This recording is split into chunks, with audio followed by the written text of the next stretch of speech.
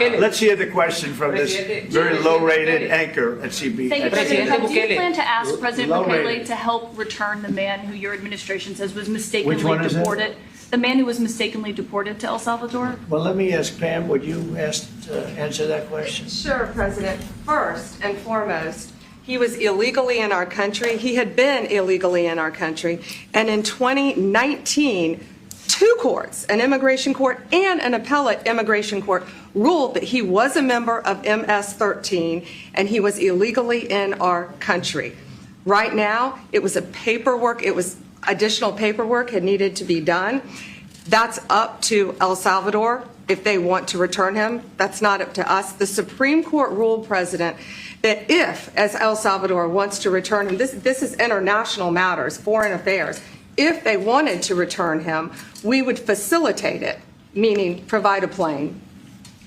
So will you return him, And President? you are doing a great job. Thank Thank you. you. ¿Usted estaría dispuesto Stephen a Miller, wait a minute. Can you just also respond to that question? Because, it's asked by CNN, and they always ask it with a slant, because they're totally slanted, because they don't know what's happening. That's why nobody's watching them. But would you answer that question also, please? Yes, gladly.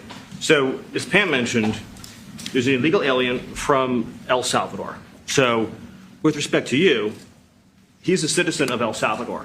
So, it's very arrogant even for American media to suggest that we would even tell El Salvador how to handle their own citizens as a starting point.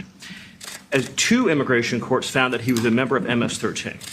When President Trump declared MS-13 to be a foreign terrorist organization, that meant that he was no longer eligible under federal law, which I'm sure you know, you're very familiar with the INA, that he was no longer eligible for any form of immigration relief in the United States. So he had a deportation order that was valid, which meant that under our law, he's not even allowed to be present in the United States and had to be returned because of the foreign terrorist designation. This issue was then, by a district court judge, completely inverted, and a district court judge tried to tell the administration that they had to kidnap a citizen of El Salvador and fly him back here. That issue was raised to the Supreme Court, and the Supreme Court said the district court order was unlawful and its main components were reversed 9-0 unanimously, stating clearly that neither Secretary of State nor the President could be compelled by anybody to forcibly retrieve a citizen of El Salvador from El Salvador, who again is a member of MS-13, which, as I'm sure you understand, rapes little girls, murders women, murders children, is engaged in the most barbaric activities in the world, and I can promise you, if he was your neighbor, you would move right away. So you don't plan But to the ask for Supreme anything Court is to get him asking back? to. And that- what was the ruling Facilitate- in the Supreme Court, Steve? Was it 9-0? Yes, it was a 9-0 In our favor? in our favor against the district court ruling, saying that no district court has the power to compel the foreign policy function of the United States. As Pam said, the ruling solely stated that if this individual, at El Salvador's sole discretion, was sent back to our country, that we could deport him a second time. Well, No version of this legally ends up with him ever living here because he is a citizen of El Salvador. That is the president of El Salvador. Your questions about it, per the court, can only be directed to him. I asked ¿Usted lo President liberaría, Bukele, Presidente what is your- Bukele? can President Bukele weigh in on this? Do you plan to return him? Well, I'm suppose you're not suggesting that I smuggle terrorists into the United States, right? It's I mean, always how can I smuggle, how can I return him to the United States? Like, I smuggle him into the United States, or what do I do? Of course, I'm not gonna do it. It's like, I mean, the question is preposterous. How can I smuggle a terrorist into the United States? I don't have the power to return him to the United States. But you can release him inside El Salvador. Yeah, but I'm not releasing, I mean, we're not very fond of releasing terrorists into our country. I mean, we just turned the murder capital of the world into the safest country in the Western Hemisphere, and you want us to go back into the releasing criminals so we can go back to being the murder capital of the world? No, that's not going to happen. Well, they'd love to have a criminal, released into I mean, there's a fascination. They would love it. Yeah. They're sick. These are sick people. Marco, do you have something to say about Yeah, I mean, Stephen outlined it. I don't understand what the confusion is. This individual is a citizen of El Salvador. He was illegally in the United States and was returned to his country. That's where you deport people, back to their country of origin. Except for Venezuela, that wasn't refusing to take people back, or places like that. I can tell you this, Mr. President. No, the foreign policy of the United States is conducted by the President of the United States, not by a court. And no court in the United States has a right to conduct the foreign policy of the United States. It's that simple. End of story. And that's what the Supreme Court held, by the way, to Marco's point. The Supreme Court said exactly what Marco said, that no court has the authority to compel the foreign policy function of the United States. We won a case 9-0, and people like CNN are portraying it as a loss, as usual, because they want foreign terrorists in the country who kidnap women and children. But President Trump, his policy is foreign terrorists that are here illegally get expelled from the country, which, by the way, is a 90-10 issue. Well, Mr. President, you said that if the Supreme Court said someone needed to be returned, that you would abide by that. You said that on Air Force One just a few days ago. And they said that it must be facilitated.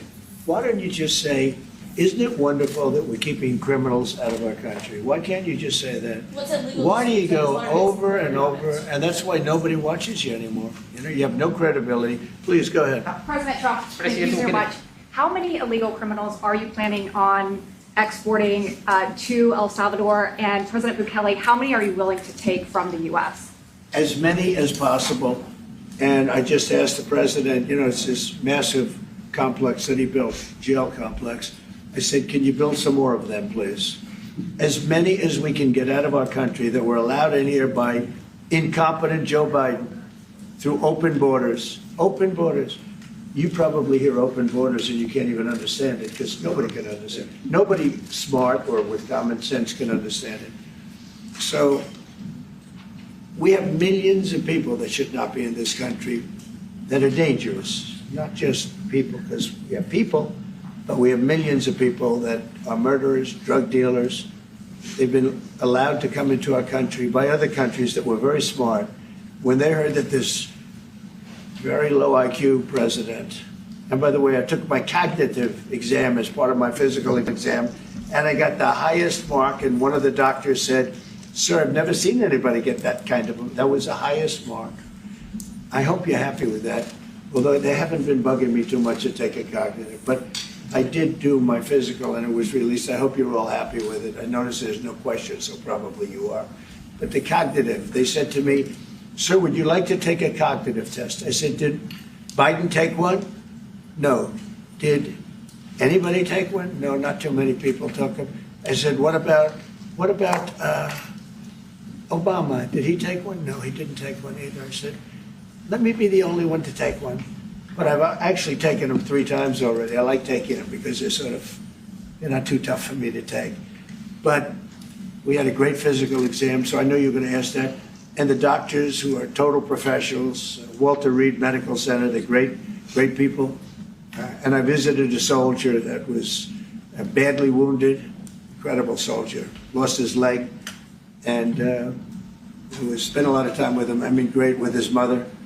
And it was really a very great thing. They do a phenomenal job. I just want to say, Walter Reed, I was there for, 5-6 hours. You were there with me.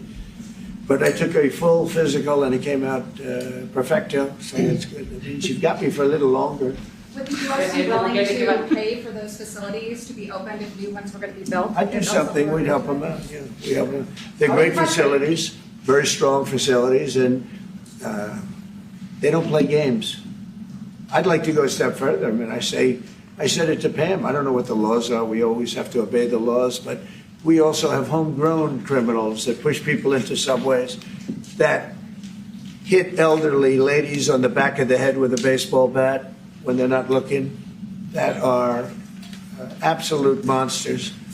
I'd like to include them in the group of people to get them out of the country, but you'll have to be looking at the laws on that, Steve, okay?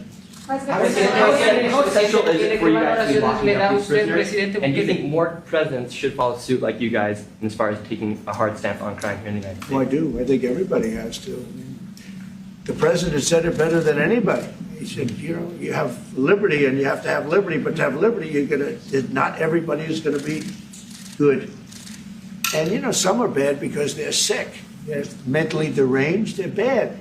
Why do you think then you have to take them, if you're going to have a country, you're going to have to take those people out. And we've been doing that. But this was like an unforced error, they would call it, where we had people that may hate our country, or maybe they're just stupid people. I think they're probably stupid people more so. A lot of people said they did it for the vote.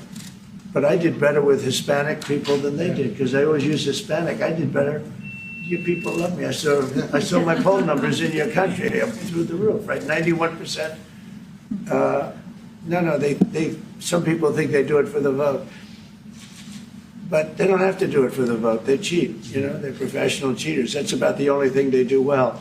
So we just have had a great relationship, and it's become bigger because of a strange thing that happened. I came back. We had no war in Ukraine. We had no war we had no October 7th Middle East problem. We had nothing. We had no inflation. We didn't have the Afghanistan most embarrassing moment in the history of our country. The Afghanistan not withdrawing, because I would have been out. I had it all set to bring people out with dignity and pride. That was the worst, most embarrassing moment in the history of our country, Afghanistan. We didn't have any of that. You wouldn't have had the war with Russia, Ukraine. You wouldn't have had the Middle East problem because Iran was broke. They had no money because we had secondary sanctions on and lots of other sanctions. And now every single thing, got a problem with Iran, but I'll solve that problem. That's almost an easy one. We got to solve a war that should have never started, Ukraine and Russia, and we'll get that solved. And we have to solve problems, and we already solved inflation. If you look at the numbers are incredible, actually. The stock market's up, and we're not letting other countries take advantage of this country like they have for the last 40 years. So thank you very much. You have a question, please? Yes, Mr. President, thank you so much. You scored another major investment win this morning when NVIDIA pledged to build its AI supercomputer, the first time ever, right here in the United States. Thank you.